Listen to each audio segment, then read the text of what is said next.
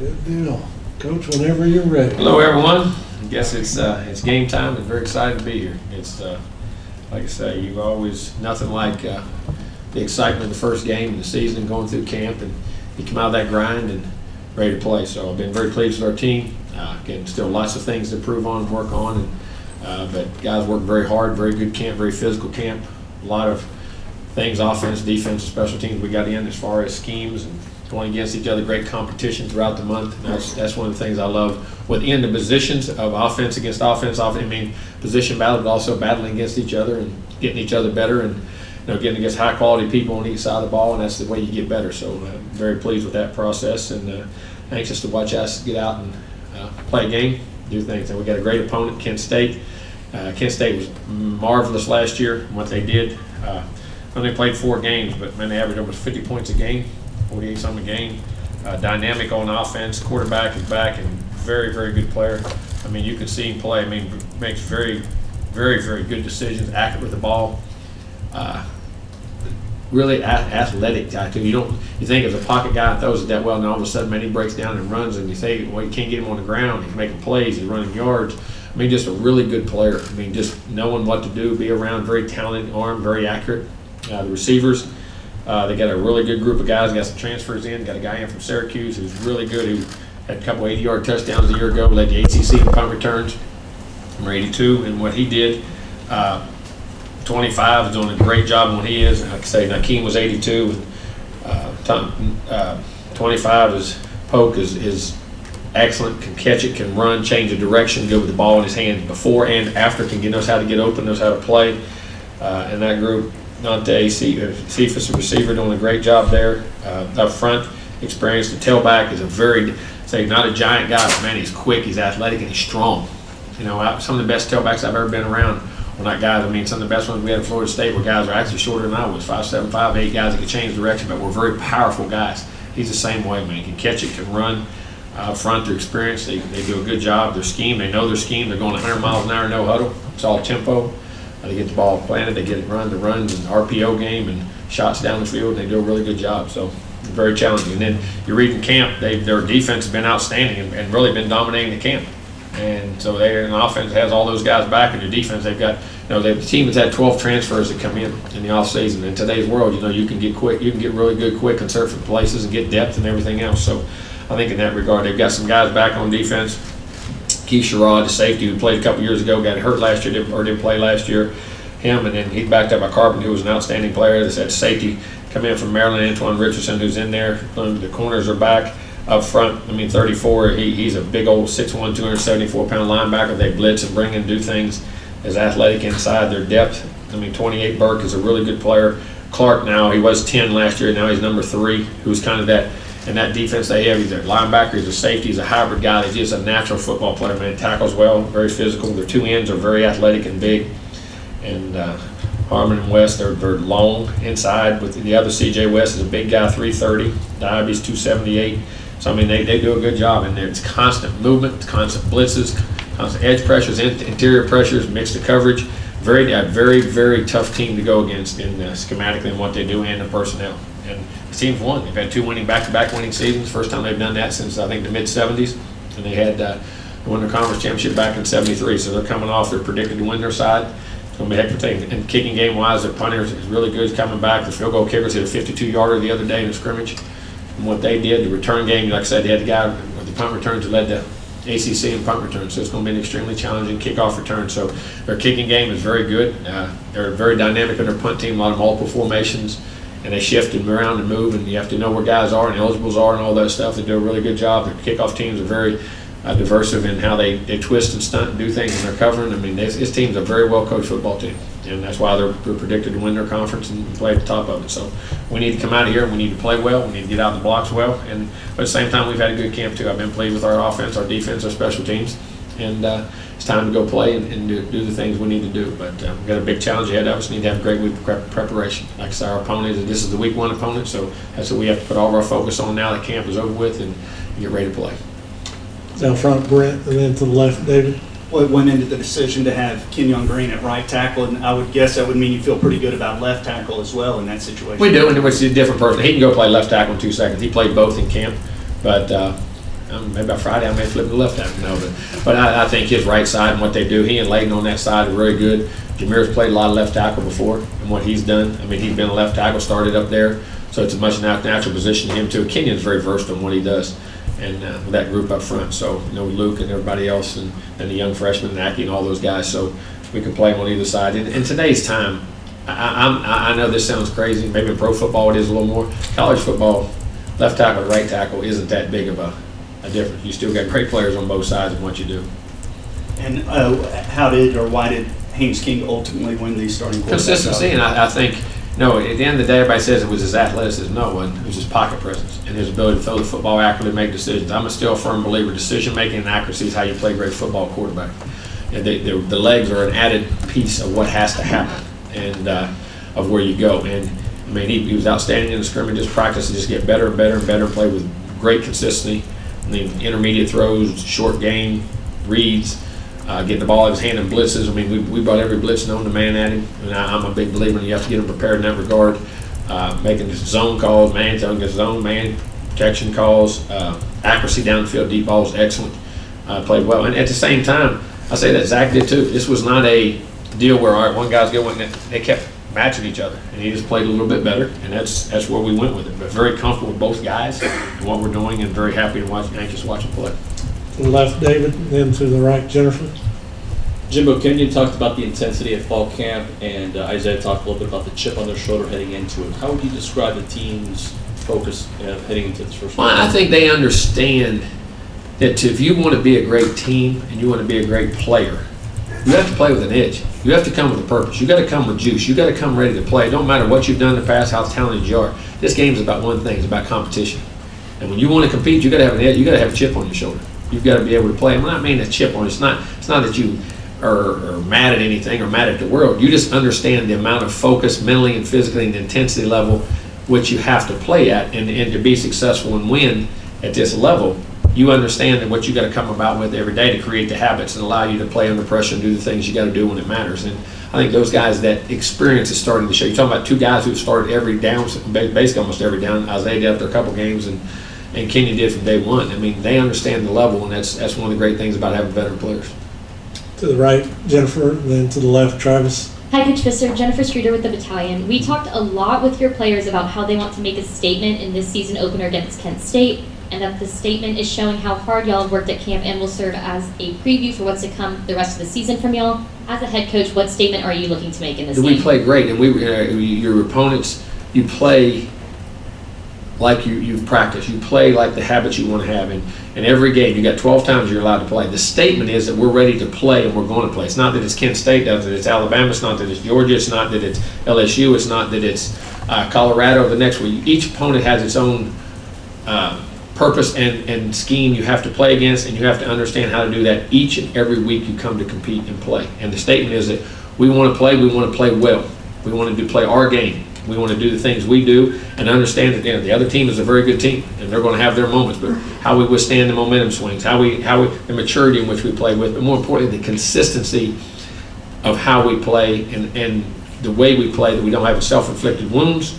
We play a great physical brand of ball. We're able to capitalize with great skill and make plays when we have to, and play a very sound game in all three phases.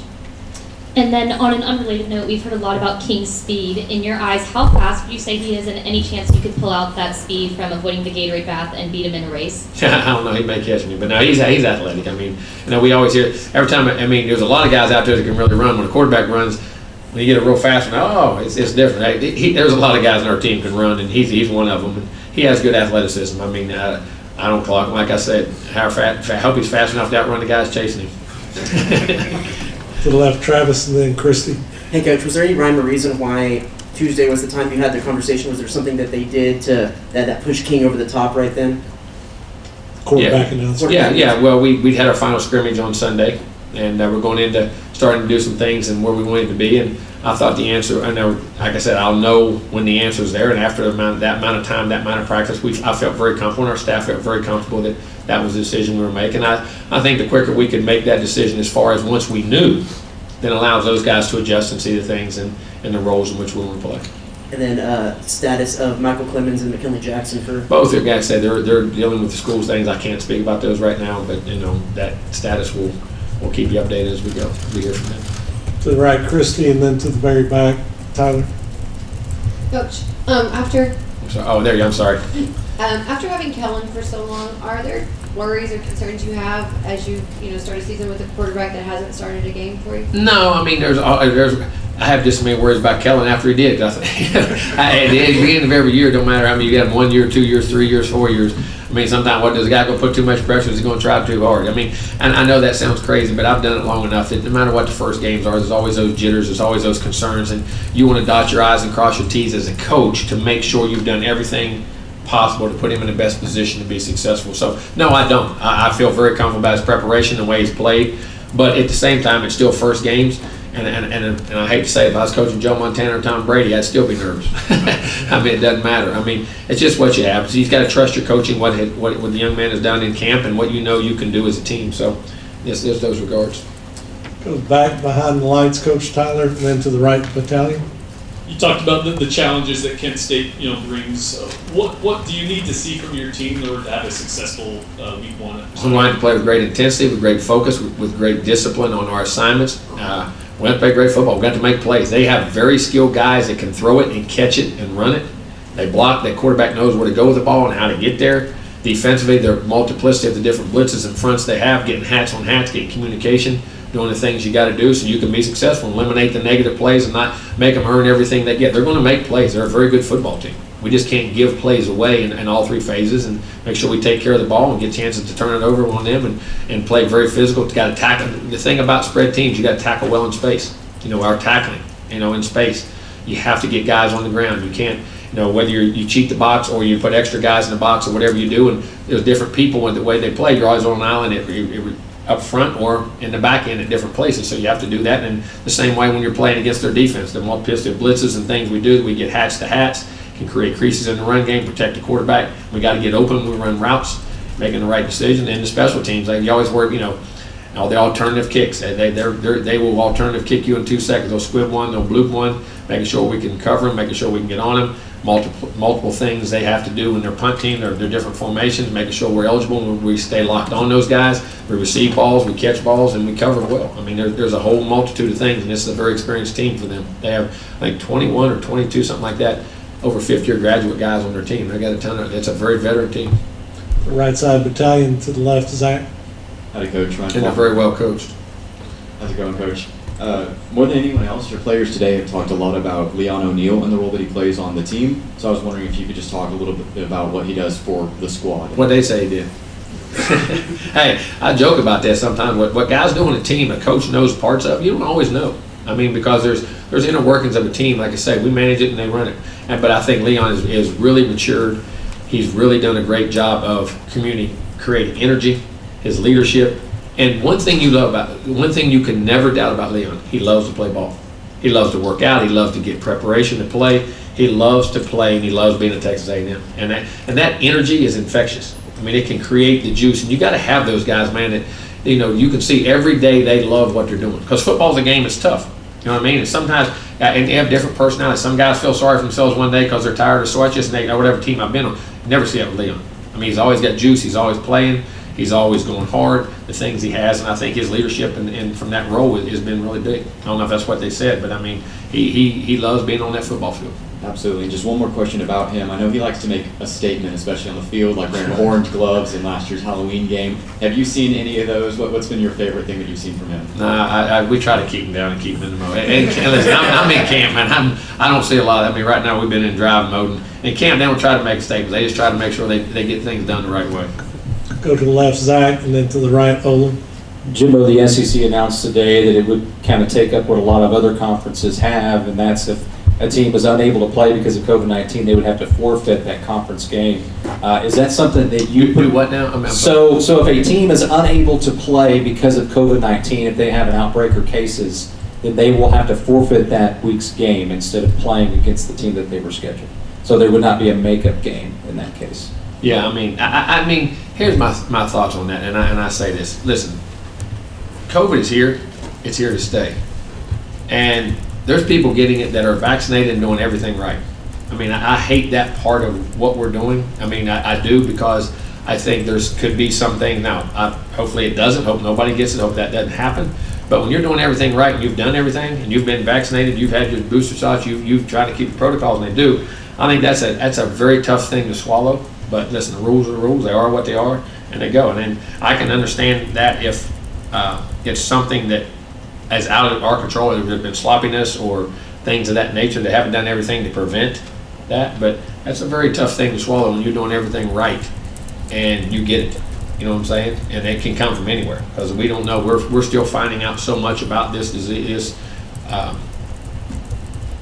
thing. We're getting COVID because we don't know. I mean, we've had it. I mean, we've had people. I mean, you see people now who have been vaccinated and actually had it, getting it again. You know what I'm saying? I mean, and they're trying to stay clean. So I mean, that's a tough thing to me. I mean, when you're forfeiting, take a guy's dreams away, but hey, it is the rules. It is what it is, and listen, I'm not in charge. We play by the rules. To the right, Olin, and then to the back, behind the lights. Yeah, Jimbo, I understand you said you're not too concerned about first-year starter at quarterback, but I do wonder if you're in a position, if you find yourself in a position with a first-year starter and a true freshman at center, are you? Well, you got Luke in there in place. Luke's not your freshman. I understand that, but I also. Well, if he gets in there and plays, no. I mean, listen, those guys are on scholarship. Right? That's the world. That's the way of the world today. Listen, you got freshmen play. This is not like it was 15, 20 years ago. I go back and I used to tell them guys all the time, I tell our guys to have patience. You go back to the late 70s, 80s, and early 90s, there was a run, and I can't remember. It's 18 out of 19, 17 out of 18, whoever. Whoever had the most juniors and seniors won the SEC. You know, guys never got to see the field. They were redshirt sophomores and juniors. You know how many transfers I'd have if I didn't see the field between redshirt, if you didn't get to play as a redshirt sophomore or junior? I mean, some do. I mean, those days are different. So to say, you got a freshman here, a freshman there, a freshman, guys, that's just the nature of the beast. And these kids are a totally different animal as far as their preparation and their knowledge of the game and their physical skills to come in and play. Some guys are blessed like that. I mean, I can name you 3 linemen I had at Auburn. I can remember off of Willie Anderson, Victor Riley, and Kendall Simmons all started as true freshmen, all first-round picks. When they play as freshmen, you thought they were fourth-year juniors.